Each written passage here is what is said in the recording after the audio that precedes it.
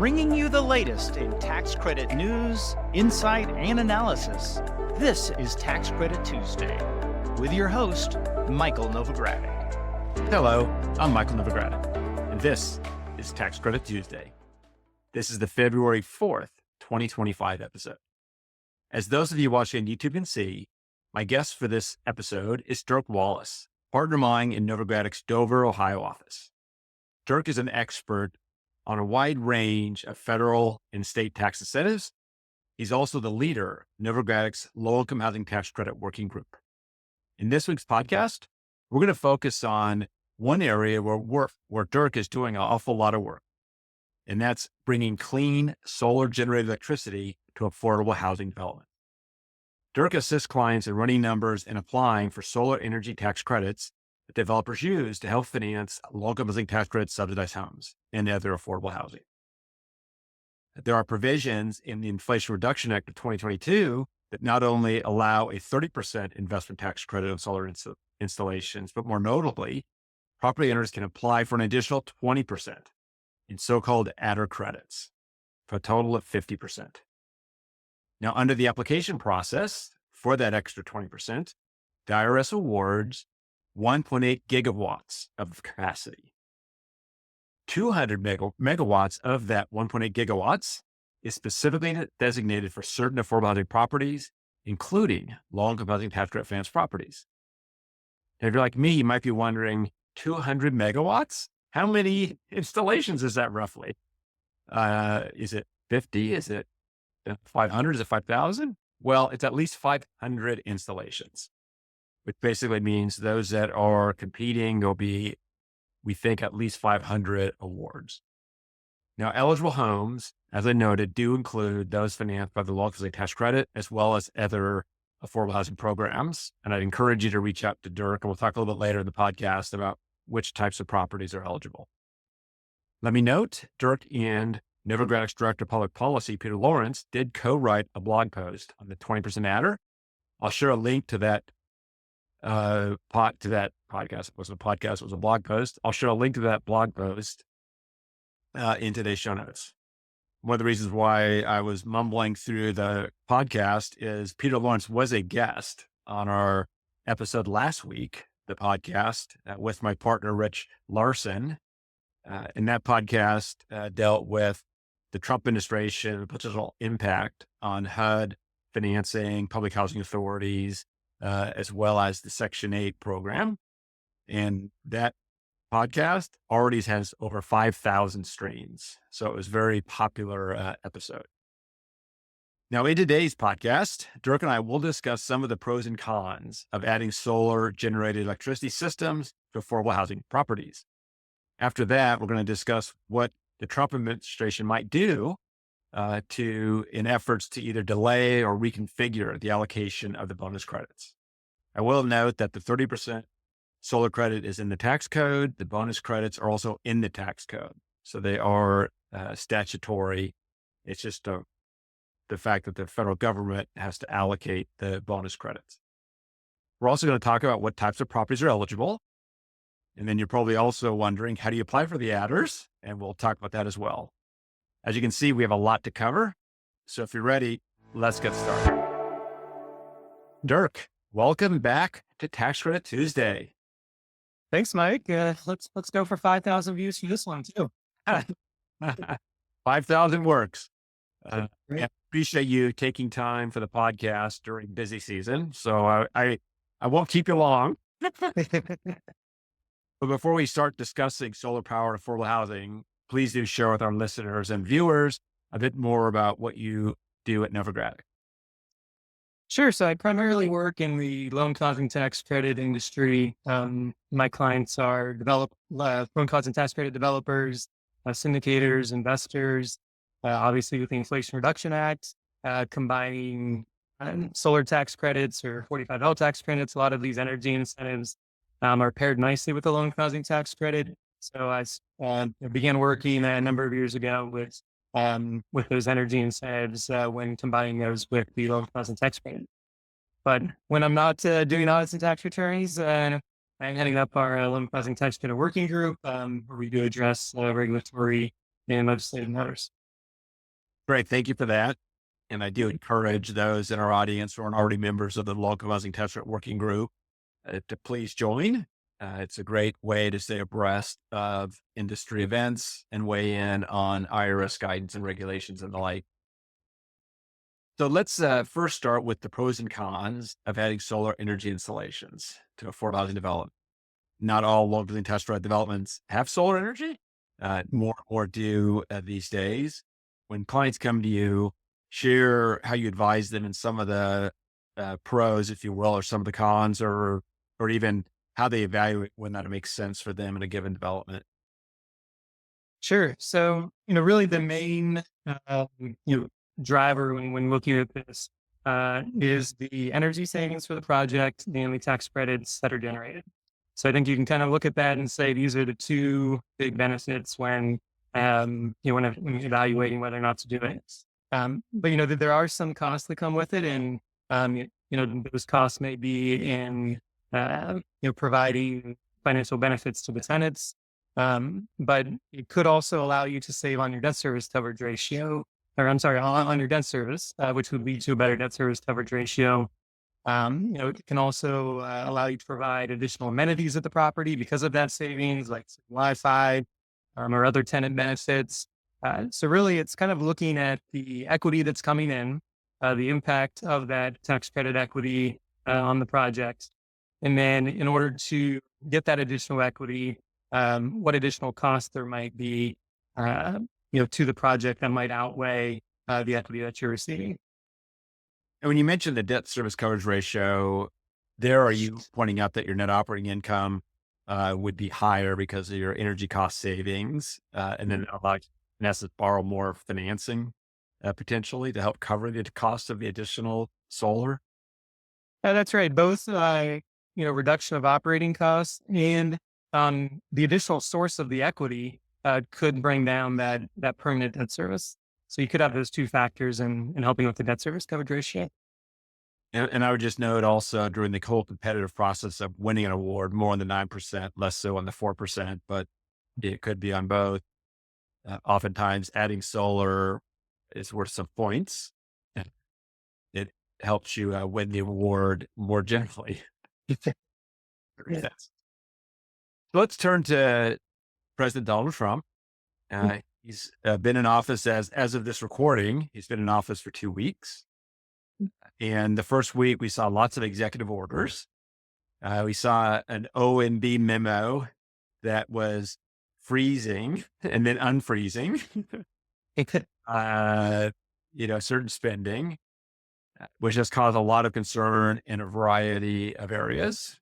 And that's one of the reasons why the episode last week had so many streams so quickly, because it was focused on the Trump administration and HUD funding. What are you hearing in terms of concerns that developers have? And also for the audience that isn't aware of the way in which the one executive order dealing with diversity, equity, inclusion had a more direct impact on adders. Mhm. Right. So, the first executive order when looking at, the freezing of grants, loans, and other financial assistance, specifically associated with the Inflation Reduction Act, you look at this incentive, and this incentive is a tax credit. So you kind of ask yourself, is this incentive a grant, loan, or other financial assistance? And presumably the answer is no. Tax credits are not are not impacted by this. But the other executive order for the, related to the DEI programs, that is going to have an impact, on this adder. The Department of Energy reviews the applications first, and then they send their recommendations to the IRS. And it was posted that the staff members, there were 25 staff members that were reviewing these applications, that they were put on leave as a result of a DEI memo that was issued. So I would say if you're expecting a response in 30 to 45 days, similar to the previous cycle, that, response time on getting that award, likely will be pushed out because that initial review there's no one to review the applications, or, you're not sure when that initial review might take place. And so I think that's probably going to be the biggest impact on this adder is getting the awards out, and getting those applications reviewed. And I would note to that this is something that'll be an ongoing topic of the Local Test Prep Working Group as they try more information about the impact of the leave that those 25 Department of Energy employees were put on. We did hear that the IRS staff associated with the adder bonus were not put on leave. So, we're hopeful that the applications continue to be processed, and that's currently our expectation. But do stay tuned as we learn more, as this is obviously, like I said, only 2 weeks since the president's been in office. So it's something that will continue to evolve. And who knows, maybe something will happen before this post, and we're recording it a day before post. Well, let's get into the practical parts of this. Explain the application timeline and process to our audience. Great. Yes. So the application process it starts as a 30-day application window. So the application window for this round opened on January 16th. It closes on February 14th at 11:59 Eastern. And any application that's received within that 30-day window is considered received on the same day. So there's no first come, first serve or priority in the review. They're all evaluated as they proceed at the same time. And then going forward after that 30-day window, you can still continue to apply, and you can apply until August 1st. And those applications that are received between February 14th and August 1st, those are on a first come, first serve basis. So again, get your application in as soon as possible, because that award has to be received before your solar installation is placed in service. So even if you apply on February 2nd, until you get that adder, that additional award, your solar installation cannot be in service in order for you to be eligible. So, whether that means you're letting your contractor know, or if that impacts your construction timeline, these are all considerations as far as timing and when you can receive that that adder. As far as the application process itself, you do have to be your property does have to be under a covered housing program, and that's for category 3, which is what we're talking about today, that 200 megawatts. And in order to be considered under that covered housing program, you do have to show proof of that at application. So for a loan causing tax credit property, that's a reservation letter, that's your 42M letter, that's showing them that you have received an allocation of tax credits or taxes and bonds that would restrict your property under that covered housing program.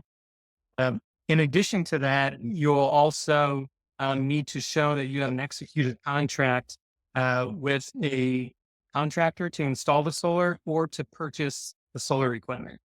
That has to be a signed contract. It cannot be a proposal or a cost estimate or anything like that. It actually has to be an actual contract. And so those are the two kind of big ticket items that we see that are required, or your application will get kicked back if you do not have those in there. We did mention a little bit about the financial benefit sharing with the tenants. You do have to have a draft plan that you submit. The Department of Energy was good about creating a template for this year.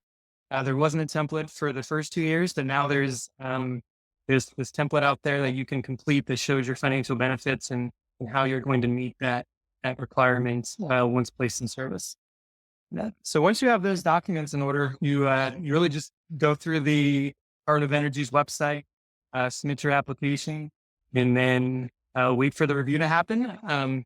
I will say, if they do provide you with comments back, address them within the time frame that they say, whether that's 30 days or if they give you a different window. We've had some applicants, they do not see the follow-up, or they didn't respond within the correct number of days. I mean, you're just going to get a response that says, sorry, we've moved on. Your application has been withdrawn. They really just keep moving to the next one because of all the applications that they receive. So sure to check your inbox after you apply. Yeah, we've definitely heard horror stories where a certain email address or something wasn't being monitored and Mhm. ended up missing and not responding in time to those notes. So we mentioned locally attached to our properties being eligible. What are some other affordable housing type properties that are eligible? So if it's really properties that have rent and income restrictions on the property, it does have to be project based. So it's a project based half contract housing assistance payments. It cannot be just vouchers, a voucher property. So if your property accepts Section 8 vouchers that aren't project based, that property would not qualify. It needs to be a project based Section 8 property. Yeah, I should have that just at the beginning. How much interest have you seen from your developer clients in this? Yes, there's definitely been a lot of demand, but not demand in excess of capacity. I will say capacity that's allocated. Um, so there, as you kind of pointed out, there were 200 megawatts that were allocated to this category. Last I checked, the 2024 program year, I believe it was around about 180 megawatts. It could have been higher than that. Department of Energy took their dashboard down, so they didn't let us see kind of the final answer. But it was slightly below that 200 megawatts. But again, that's a lot of properties, and it really just depends on the size of the solar installation for each property.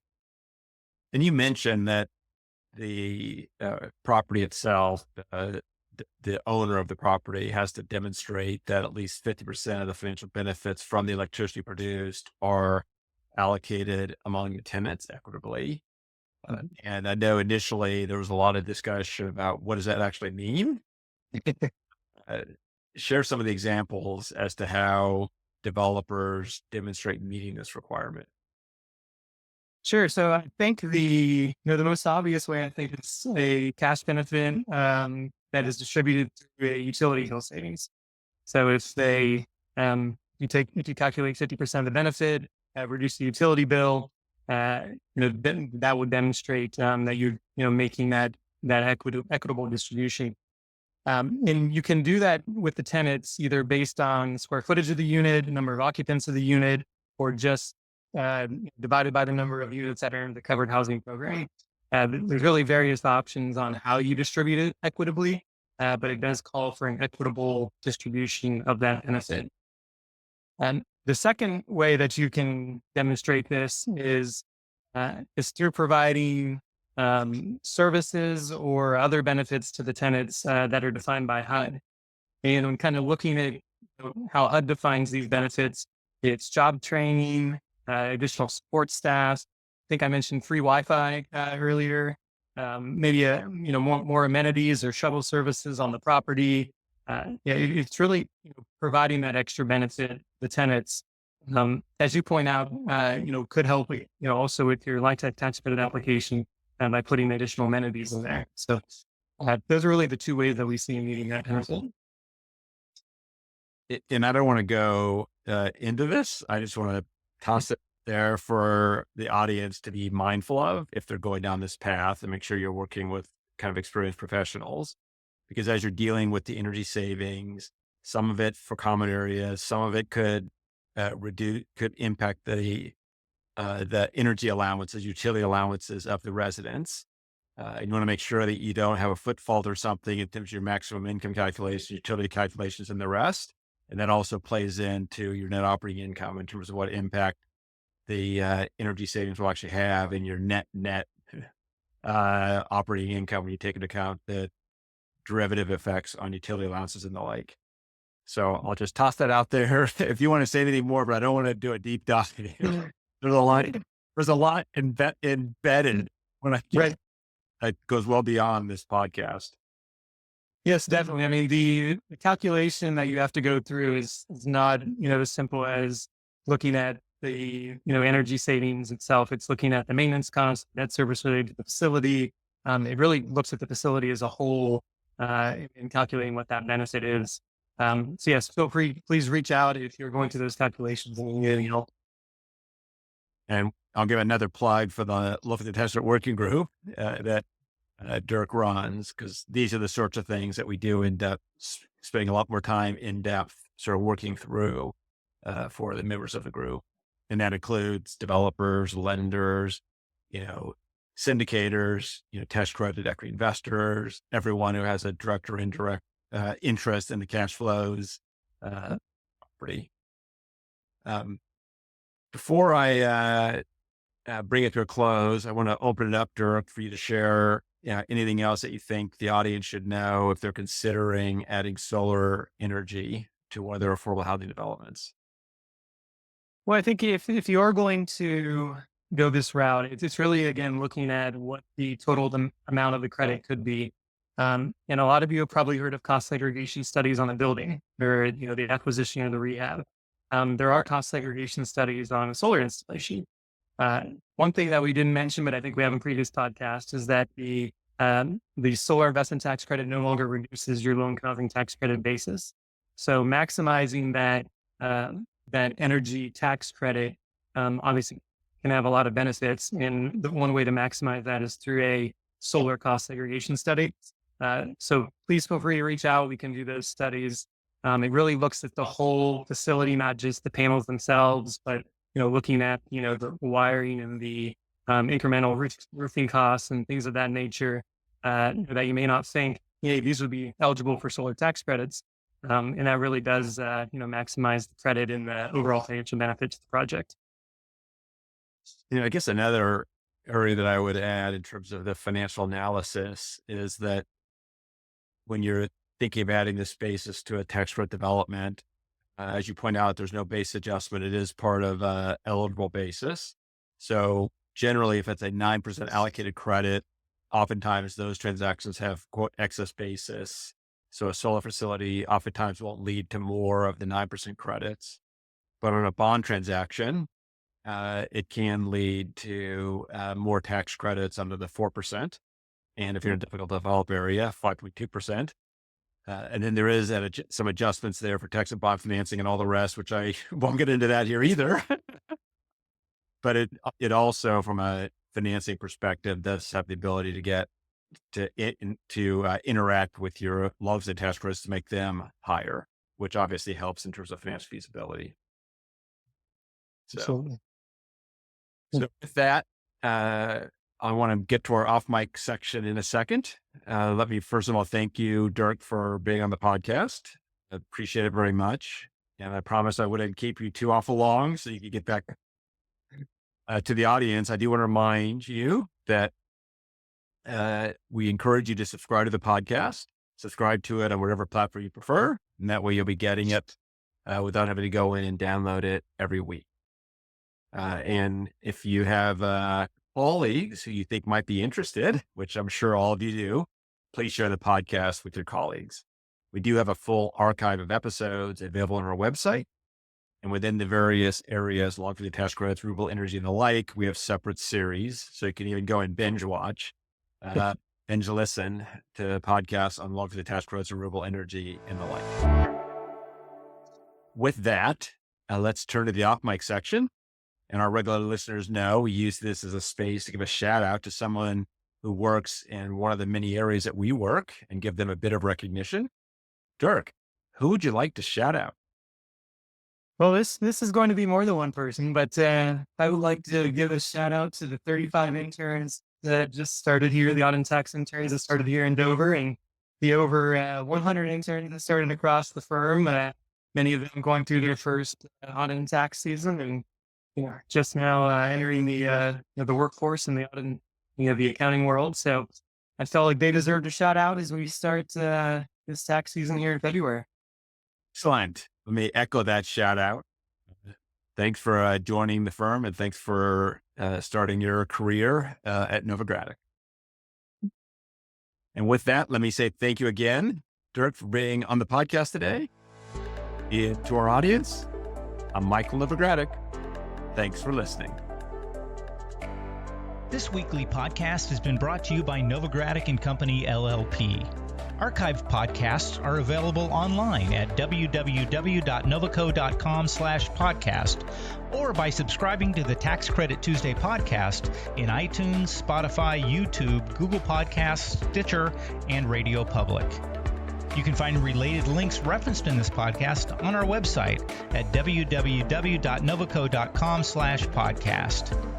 Novogradac & Company, LLP is a national certified public accounting and consulting firm with offices nationwide. Learn more about our professional services at www.novoco.com.